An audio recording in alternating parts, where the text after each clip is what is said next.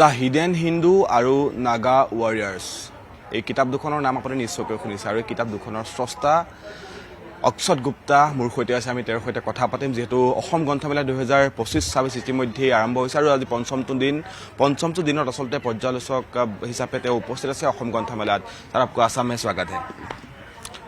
धन्यवाद, बहुत बहुत धन्यवाद। और मुझे आप असमी सिखा दो, मुझे भी समझ में आएगा आपने भी क्या क्या कहा। हाँ सर, आप आसाम में आए हो, गुवाहाटी जी आसाम ग्रंथमेला है, वहाँ पे आए हो, कैसा लग रहा है, माहौल कैसा है, क्या बोलना चाहेंगे आप? बहुत प्रमोटिंग है for the readers, for the author's like us. हम लेखक लोग बड़ी मेहनत से किताब लिखते हैं और आप लोग तक पहुँचना चाहते हैं। जब इस तरीके के बुक फेयर्स लगते हैं ना, तो ऑथर्स और रीडर्स दोनों एक साथ आ जाते हैं, क्योंकि यहाँ रीडर्स बुक खरीदने हैं और ऑथर्स बुक बेचने आए या रीडर्स से मिलने आए। तो बहुत ही प्रोत्साहन मिलता है जब आप निकलें और इतने सारे लोग आपसे इतने प्यार से मिलें, इतनी प्यार से बात करें और आपकी किताबें आपके सामने खरीदी जाएं, तो उससे हम लोग को मोटिवेशन मिलता है कि हम और बेहतर कहानियाँ लिखें और ज़्यादा किताबें लिखें। तो बहुत अच्छी जगह है जहाँ पे the buyer meet seller and the author meets readers. आपका जो दो किताबें हैं बहुत फेमस है, वो दो किताब Naga warriors and the hidden Hindu. Naga warriors और द हिडन हिंदू जी। ये दोनों सर किताब कैसे सर आप बहुत लोगों को फेमस हुआ है, ये किताब फेमस हुआ है बहुत सारा, कैसे क्या बताना चाहेंगे उस किताब के बारे में? अभी तक द हिडन हिंदू का we have sold more than 1 million copies. और मिस्टर महेंद्र सिंह धोनी जो क्रिकेटर रहे हैं, इंडियन कैप्टन भी रहे हैं, उनकी वाइफ जो है उनका नाम साक्षी धोनी है, उन्होंने द हिडन हिंदू के राइट्स खरीदे हैं। तो उस पर 2 या 3 पार्ट में फिल्म बनाने की तैयारी शुरू हो गई। और कहानी तो क्या बताऊँ, तो आपको पढ़ना पड़ेगा। बट एक लाइन में अगर बताऊँ तो एक आदमी है, एक अघोरी है जो पकड़ में आया है, और जब उसका इंटरोगेशन कर रहे हैं तो वो कह रहा है कि मैं 4 युग जी चुका हूँ, मैं सतयुग से देवभूमि भारत में हूँ। So I don't die, I don't age, and I am an immortal, but I am none of those 7 immortals that you and I know. Hanuman, Parshuram, Ved Vyas, Kripacharya, Raja Bali, Vibhishan और अश्वत्थामा। तो बोल रहे हैं इन 7 में से मैं कोई नहीं हूँ। I am the 8th immortal that the world has never heard of, and now I have come across, I have revealed myself in search of these remaining 7 immortals. वहाँ से कहानी शुरू होती है। अब ये कौन है अघोरी, इसको लोगों ने क्यों पकड़ा हुआ है, उसको इंटरोगेट क्यों कर रहे हैं, ये 7 immortals को क्यों ढूंढ रहा है, वो सब आपको पढ़ के समझ में आएगा। सर जो किताब में है वो सब फिल्मों में भी से वही सेम चीज होगा शायद, नहीं तो वो थोड़ा जी उसमें थोड़ी कहानी और क्या होगा? अब देखिए, वो तो डायरेक्टर और प्रोड्यूसर और मेकर्स के हाथ में है। हम अच्छी कहानी लिख के दे सकते थे, हमने अच्छी कहानी लिख के दे दी। अब उसमें क्या है ना, उनकी भी गलती नहीं है, उनका एक लिमिटेशन है। आप किताब पढ़ने में जितना समय चाहे लगा सकते हैं, लेकिन जब आप कोई एक फिल्म देखने जाते हैं तो आपके दिमाग में होता है कि नहीं 2 आवर्स मैक्सिमम 3 आवर्स। अब 3 आवर्स में कितना कवर कर पा रहे हैं और क्या इंपॉर्टेंट है वो कवर होता है, तो कुछ चीज़ें छूट जाती हैं। तो ऐसा होता है, बहुत नॉर्मल सी बात है। दूसरी किताब है द नागा वॉरियर्स। वो गोकुल में अहमद शाह अब्दाली ने 17th सेंचुरी में हमला कर दिया था, तो कैसे गोकुल को कुछ नागा साधुओं ने बचाया।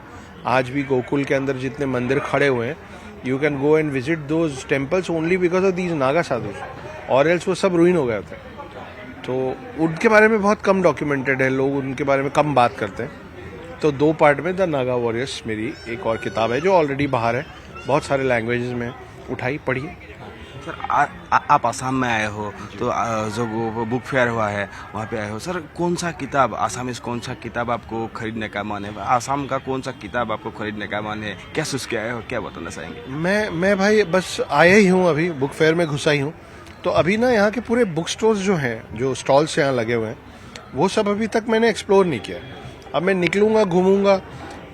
एसएमईज तो मेरे को पढ़ना आता नहीं, तो कोई अगर ऐसी किताब मिले, जैसे आप गीता वगैरह का श्लोक देखेंगे ना, तो उसमें गीता का श्लोक संस्कृत में लिखा रहता है, फिर इंग्लिश में भी लिखा रहता है, फिर हिंदी में, so that you can understand क्या लिखा हुआ है। या कोई अच्छे एसएमईज ऑथर का कोई ट्रांसलेटेड बुक अगर मुझे मिले तो मैं ढूंढूंगा और लेके जाऊंगा यहाँ से। सर आप बोले थे कि आसामीज आपको सीखना है, तो आसाम में आए हैं, अब तो नमस्कार तो आते ही होगी सर। हाँ, नमस्कार गुवाहाटी बुक फेयर आही, ग्रंथमेला आही बहुत ভাল লাগিছে, इसे सर बोल देते तो। ये एक साथ बोल पाना मेरे लिए कठिन है। लेकिन मैंने आज एक नया शब्द सीखा है, और वो अब मैं हर जगह जाके पॉडकास्ट में आउटसाइड असम बोलने वाला हूँ। वो वर्ड है रोंगासा। तो ये मुझे नहीं मालूम था कि जो ब्लैक टी हम लोग बोलते हैं पूरे देश भर में, वो सबसे पहले उसका इजाद उसको बनाने की प्रक्रिया हुई थी असम में, और असम में उसको रेड टी और ब्लैक टी नहीं बोलते हैं, उसको रोंगासा बोलते हैं। तो अब से मुझसे कोई पूछेगा कि आपको कौन सा पेय पदार्थ चाहिए शाम को, तो मैं बोलूँगा रोंगासा। तो this is a new word for me. Sir Assam का साय के बारे में तो आपको सर पता ही होगा शायद। किसके बारे में? साय के बारे में, टी के बारे में। हाँ, चाय के बारे में। उसके बारे में तो थोड़ा बताइए तो अच्छा होगा। आपको वो बोला ही है रोंगा साहब को पसंद है बहुत सारा, क्या बोलना चाहेंगे? देखिए, आसाम की चाय तो पूरे देश में नहीं, पूरे विश्व में प्रसिद्ध है। तो आसाम तो मतलब आप जब नॉर्थ इंडिया जाएंगे या सेंट्रल इंडिया जाएंगे, तो आसाम का मतलब ही हमारे लिए चाय के बागान होते हैं। That is how we most of these people and youngsters know Assam. बाकी सारी चीज़ें आसाम का जो कल्चर है वो बाद में मालूम है, पर आसाम मतलब चाय। तो ये तो है ही। मुझे अगर क्योंकि मुझे आसाम के बाहर बहुत लोग सुनते हैं, मुझे आज एक नई बात पता चली। आप आसाम के हैं तो आपको शायद पता होगा, लेकिन ये पीस को काट के ना अपने ऐसे दोस्तों को बाहर भेजिए आसाम से बाहर, जो सेंट्रल इंडिया के हैं, साउथ इंडिया के हैं, नॉर्थ इंडिया के हैं, वेस्ट इंडिया, कहीं भी।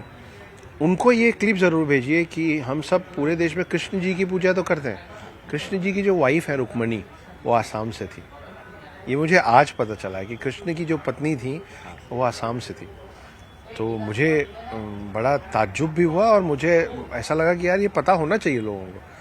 तो आप जो आसाम की जनता है जो इसको सुन रहे हैं, इस पीस को अपने ऐसे दोस्तों को भेजिए जो आसाम स्टेट या 7 सिस्टर स्टेट्स के नहीं हैं, बाकी के भारत के, ताकि उनको पता चले कि आसाम का कनेक्शन सिर्फ चाय से नहीं है, रुक्मणी से भी है, कृष्ण से भी है।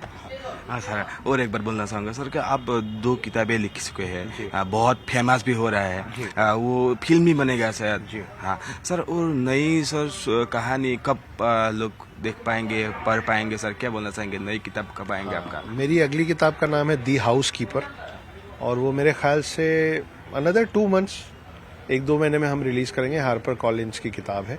मेरी एक और किताब आ रही है पेंगुइन के साथ, उसका नाम है दी अदर इंडियन। वो शायद और उसके 1-2 महीने ऊपर नीचे, दोनों पे काम चल रहा है। किसी में थोड़ा फास्ट चल रहा है, किसी में थोड़ा स्लो चल रहा है, मगर चल रहा है। तो ये 2 किताबें आप लोग और एक्सपेक्ट कर सकते हैं मुझसे in the coming few days. Sir आपको और एक बात बोलना चाहूँगा कि आप मिथोलॉजी के बारे में सर थोड़ा बताए थे, आसाम मिथोलॉजी के बारे में, माइथोलॉजी के बारे में सर थोड़ा बताए थे, लेकिन ये मिथोलॉजी के साथ आपका सर पुराना जो रिश्ता है सर, कैसे बता सकते हैं, क्या बता सकते हैं आप? नहीं, मेरा माइथोलॉजी शब्द से कोई नाता नहीं है, और किसी हिंदू का नहीं होना चाहिए। आपका नाता होना चाहिए हिंदू सत्यलॉजी से, माइथोलॉजी से नहीं। माइथोलॉजी मिथ्या से आता है, और अब आप कामाख्या देवी को मिथ्या बोलेंगे? नहीं ना, सत्या बोलेंगे। तो जब आप अपने पूर्वजों की लिखी और कही बातों को सत्य मानते हैं, तो फिर उसको मिथ्या का नाम देके माइथोलॉजी मत बोलिए, उसको सत्या का नाम देके सत्यलॉजी बोलिए। फिर सत्यलॉजी में तो दुनिया जहान की बातें हो सकती है, मैं पॉडकास्ट में करता रहता हूँ, इसलिए वो सब रिपीट करने का कोई सेंस फिलहाल है नहीं। आपका इंटरव्यू बहुत ही लंबा हो जाएगा अगर मैं भी कोई कहानी सुनाने लगूंगा, तो उसको कट शॉर्ट करते हैं। मेरा नाम है उर्मिला पुत्र Akshat Gupta. I am a full time house husband, part time author, screenwriter, poet and lyricist. ये जो आसाम बुक फेयर चल रहा है, ये अभी आपके शहर में 6 जनवरी तक चल रहा है। तो अगर अभी तक आप यहाँ नहीं आए हैं, तो 6 जनवरी के पहले यहाँ ज़रूर आइए। ये आप लोगों की जगह पे आप लोगों के लिए खोली हुई चीज़ है। स्टूडेंट्स हो, मदर्स हो, फादर्स हो, टीचर्स हो, सबके लिए कोई ना कोई किताब यहाँ बैठ के इंतज़ार कर रही है कि वो आएंगी या आएगा और मुझे उठा के लेके जाएगा। तो 6 तारीख के पहले यहाँ ज़रूर आइए। अगर आप अभी तक नहीं आए हैं, अपने दोस्तों के साथ आइए, अपने बच्चों के साथ आइए, अपने बुजुर्ग माता पिताओं के साथ आइए और किताबें खरीदिए। हम लोग क्या करते हैं ना दोस्त, हम लोग जब कोई इवेंट होता है, कोई फंक्शन होता है, तो हम लोग एक दूसरे को बुके देते हैं। Stop buying bouquets, start buying books. आप बुके खरीदते हैं, बुके अगले दिन आप पैसा लगाते हैं, इतने प्यार से फूल देते हैं, अगले दिन जब वो मुरझा जाता है तो वो डस्टबिन में चला जाता है। अगर बुके की जगह बुक देंगे ना, तो हमेशा उनके घर में लाइब्रेरी में रखा रहेगा, आपकी याद बन के और ज्ञान बन के। तो बुके ना देते हुए वही 200, 300, 500 रुपए जो आप बुके में लगाने वाले हैं, उसको बुक्स में लगाइए। Thank you sir. राइट। আপুনি বিচৰা বাতৰি পাব কেৱল নিউজ 18 এপত। নিউজ 18 এপ ডাউনলোড কৰিবলৈ স্ক্যান কৰক এই QR কোড। গুগল প্লে ষ্টৰতো পাব এই নিউজ 18 এপ।